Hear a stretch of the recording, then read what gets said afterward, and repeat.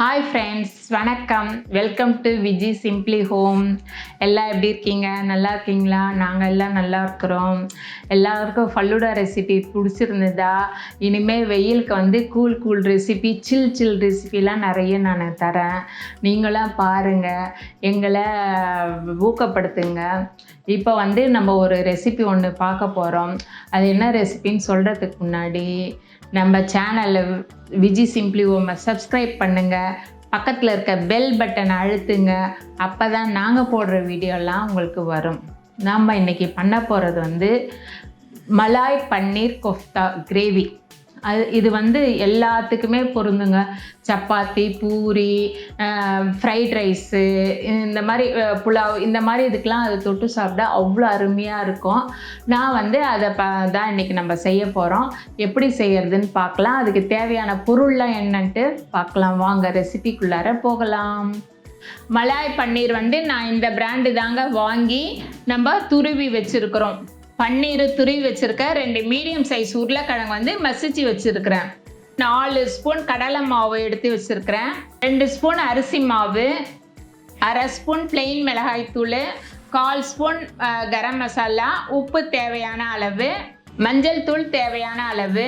இப்போ வந்து நம்ம கொஃப்தா பால் எப்படி செய்யணும், அதுக்கு என்ன பொருள் தேவைன்ட்டு நம்ம அதை மட்டும் தான் இப்போ உங்களுக்கு காமிச்சிருக்கிறேன். இதை நான் முடிச்சுட்டு கிரேவி எப்படி செய்யணுன்ட்டு காமிக்கிறேன். இப்போ வாங்க இதில் கலந்துக்கலாம் எல்லாம். இப்போ இந்த பன்னீரில் நம்ம உருளைக்கிழங்கு சேர்த்துக்கலாம். இந்த உருளைக்கிழங்கோட நம்ம எடுத்து வச்சுருந்த பிளெயின் மிளகாய்த்தூள் சேர்த்துக்கலாம். பிளெயின் மிளகாய்த்தூள், கரம் மசாலா தூள், சால்ட்டு தேவைக்கேற்ப பார்த்து போட்டுக்கோங்க. சால்ட்டு ரொம்பலாம் போட்டுக்கூடாது. மஞ்சத்தூள் ஒரு 1/4 ஸ்பூன், கடலை மாவு 4 ஸ்பூன் எடுத்து வச்சுருக்கிறேன். நம்ம பார்த்து போட்டுக்கலாம். அதாவது அந்த இது வந்து பொலன்னு இருக்கக்கூடாது, நல்லா கெட்டியாக இருக்கணும். அதுக்காக தான் நமக்கு எவ்வளோ வேணுமோ நம்ம பார்த்து அதுக்கு தகுந்த மாதிரி கடலை மாவு போட்டுக்கலாம். அப்புறம் அரிசி மாவு நம்ம பிசைஞ்சிட்டு மீதி வேணும்னா திருப்பியும் போட்டுக்கலாம். இந்த பாருங்கள், இந்த மாதிரி பதத்துக்கு பிசுன்னு நமக்கு ஒட்டக்கூடாது. ஒட்டாமல் நான் பிசைஞ்சு வச்சுக்கிட்டேன். இப்போ வந்து நம்ம பால் ஆட்டை உருட்டி வச்சுக்கணும். இப்படி பால் ஆட்டை உருட்டி வச்சுட்டு நம்ம பொரிச்சு எடுக்க வேண்டிய வேலை தான். இப்படி பால் ஆட்டை பிடிச்சி எடுத்துக்கலாம். பிடிச்சி எடுத்துட்டு காமிக்கிறோம் ஒவ்வொன்றும். நம்ம உருட்டின்னு இருக்கிறோம். அப்படியே எண்ணெயும் நம்ம காய வச்சிடலாம். இந்த உருட்டுறதுக்குள்ளார எண்ணெயும் காஞ்சிரும். இந்த மாதிரி எல்லாம் உருண்டை பண்ணி வச்சுக்கிட்டோம். இப்போ எண்ணெயும் சூடாயிடுச்சு. நம்ம இப்போ எல்லாம் போட்டு எடுத்துக்கலாம்.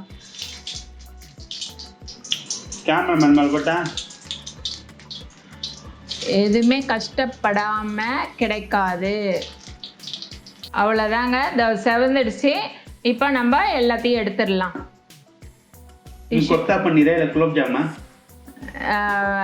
கார குலோப் ஜாமுன். இப்போ வந்து நம்ம கோஃப்தா வந்து எல்லாம் சுட்டு எடுத்துக்கிட்டோம். இப்போ கிரேவி செய்கிறது எப்படின்னு பார்க்கலாம். இப்போ மலாய் பன்னீர் கோஃப்தா ரெடி ஆயிடுச்சு. இப்போ கிரேவி எப்படி செய்வது என்பதை பார்ப்போம். இப்போ கிரேவி செய்ய தேவையான பொருட்கள் என்ன பொருள்லாம் பார்க்கலாம் வாங்க.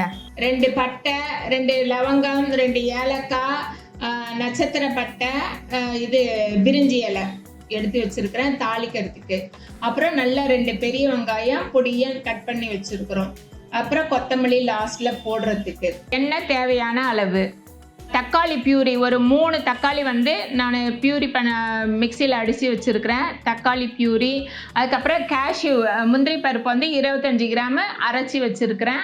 அதுக்கப்புறம் 1 ஸ்பூன் பிளெயின் மிளகாத்தூள், 1 ஸ்பூன் தனியாத்தூள், சோம்பு பவுட்ரு ஒரு 1/2 ஸ்பூன், தயிர் 1/4 கப்பு, மஞ்சத்தூள் 1/4 ஸ்பூன், உப்பு தேவையான அளவு. இப்போ ஸ்டவ் பற்ற வச்சாச்சு.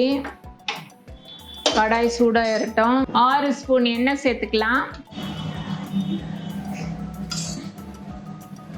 நல்லா தாராளமாக விட்டாச்சு. எடுத்து வச்சிருக்கிற பட்டை, ஏலக்காய் இதெல்லாம் தாளிப்பு போட்டுடலாம். இப்போ வெங்காயம் போட்டுடலாம்.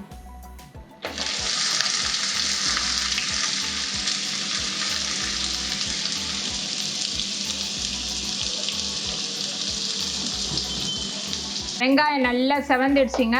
இப்போ நம்ம அந்த தக்காளி பியூரியை எடுத்து ஊற்றிக்கலாம்.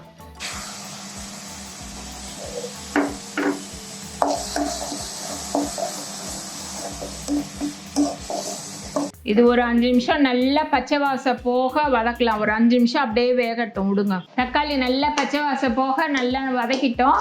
இப்போ வந்து ஒவ்வொரு பொடியாக நம்ம சேர்த்துக்கலாம். மிளகாய்த்தூள்,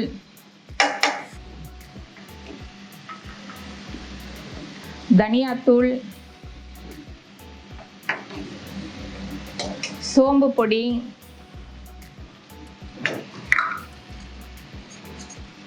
மஞ்சள் தூள். இது ஒரு 2 நிமிஷம் கொஞ்சம் பச்சை வாசம் போகட்டும். தயிர் சேர்த்துக்கலாம். ஒரு 2 நிமிஷம் தயிர் போட்டு வதக்கிக்கலாம். தயிர் போட்டு ஒரு 2 நிமிஷம் ஆச்சு. நம்ம அரைச்சி வச்சிருக்கிற முந்திரி பருப்பும் இப்போ சேர்த்துக்கலாம். முந்திரி பருப்பும் சேர்த்துட்டோம். பார்க்கறதுக்கே எம்மியான ஒரு கிரேவி ரெடி ஆக போகுது. வாங்க. சால்ட் வந்து தேவைக்கேற்ப போட்டுக்கோங்க. அவங்கவுங்க சுவைக்கேற்ப சால்ட். இப்போ நம்ம இந்த ஸ்டேஜில் தண்ணி சேர்த்து ஒரு 10 நிமிஷம் நல்லா கொதிக்கட்டும்.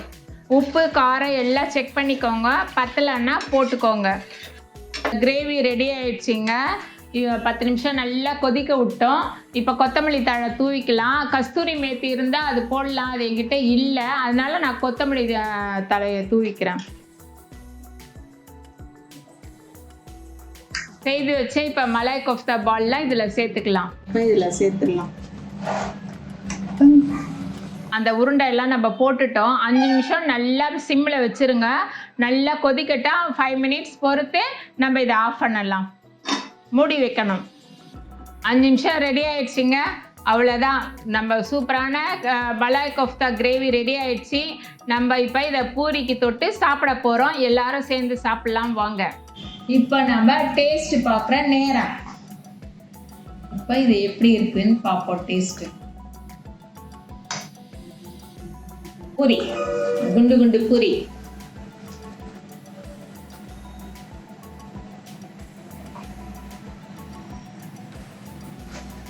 உங்களுக்கு ஒரு வாய், கேமராமேனுக்கு ஒரு வாய். நான் அப்புறம் நல்லா சாப்பிடுவேன். நான் இப்போ டேஸ்ட் பார்க்க போறேன்.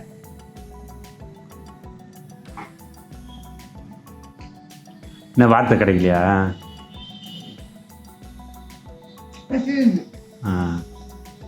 நைட் 9-10 மணிக்கு ஷூட்டிங் எடுக்கிறோம். என்ன சொல்லுங்க. இவங்க சாப்பிட்டதுக்கு அப்புறம் தான் நான் சாப்பிடணும். அது என்ன பண்றது? இப்போ நம்ம பண்ணிருக்கிற அந்த கோஃப்தா, அந்த உருளைக்கிழங்கும் பன்னீரும் நம்ம போட்டு அந்த மேஷ் பண்ணி கடலை மாவுலாம் போட்டு அந்த உருண்டை பிடிச்சது அவ்வளோ டேஸ்டாக இருக்குது. சூப்பராக இருக்குது. அதுக்கப்புறம் கிரேவியும் நல்லா அதில் ஊறி அவ்வளோ தொட்டு சாப்பிடும். அல்டிமேட்டாக இருக்குதுங்க. இதே மாதிரி நீங்கள் செய்து பாருங்கள். இது எப்படி இருக்குதுன்ட்டு கமெண்ட்ஸ் சொல்லுங்கள். இந்த வீடியோ பிடிச்சிருந்தா லைக் பண்ணுங்கள், ஷேர் பண்ணுங்கள், கமெண்ட் பண்ணுங்கள். சோஷியல் மீடியாவில் எங்களை ஃபாலோ பண்ணுங்கள். நானும் கேமராமேனை இப்போ சாப்பிட போகிறோம். ஓகே, பாய். பாய்.